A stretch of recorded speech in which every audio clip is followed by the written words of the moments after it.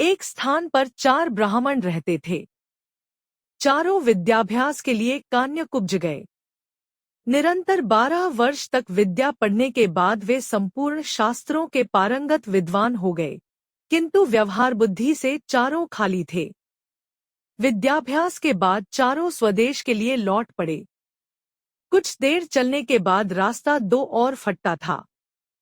किस मार्ग से जाना चाहिए, इसका कोई भी निश्चय न करने पर वे वहीं बैठ गए। इसी समय वहां से एक मृत वैश्य बालक की अर्थी निकली। अर्थी के साथ बहुत से महाजन भी थे। महाजन नाम से उनमें से एक को कुछ याद आ गया। उसने पुस्तक के पन्ने पलटकर देखा तो लिखा था, महाजनों येन गतः स पंथारा, अर्थात जिस मार्ग से महाजन जाए वही मार्ग है। पुस्तक में लिखे को ब्रह्मवाक्य मानने वाले चारों पंडित महाजनों के पीछे पीछे श्मशान की ओर चल पड़े।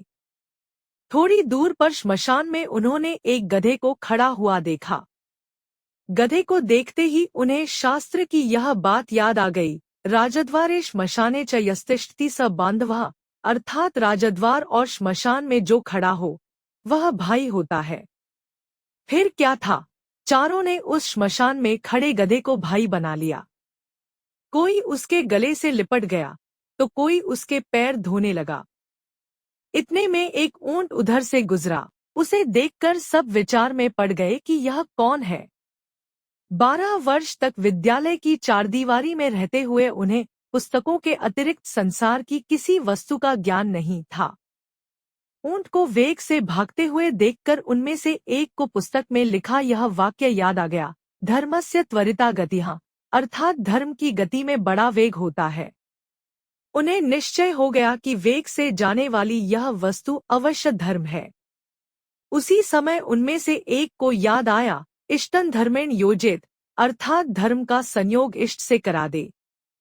उनकी समझ में इष्ट बांधव था गधा और ऊंट या धर्म, दोनों का संयोग कराना उन्होंने शास्त्रोक्त मान लिया। बस खींच कर उन्होंने ऊंट के गले में गधा बांध दिया।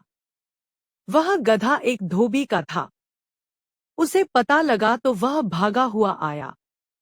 उसे अपनी ओर आता देखकर चारों शास्त्र पारंगत पंडित वहां से भाग खड़े हुए।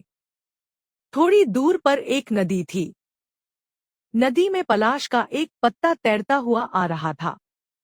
इसे देखते ही उनमें से एक को याद आ गया, आगमिष्यति यत् पत्रं तदस्मांस्तार्यष्यति, अर्थात जो पत्ता तैरता हुआ आएगा वही हमारा उद्धार करेगा। उद्धार की इच्छा से वह मूर्ख पंडित पत्ते पर लेट गया। पत्ता पानी में डूब गया तो वह भी डूबने लगा।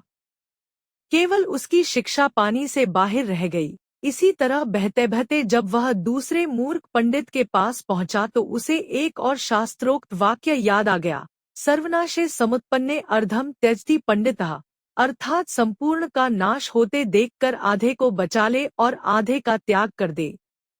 यह याद आते ही उसने बहते हुए पूरे आदमी का आधा भाग बचाने के लिए उसकी शिखा पकड़कर गर्दन काट दी। उसके हाथ में केवल सिर का हिस्सा आ गया।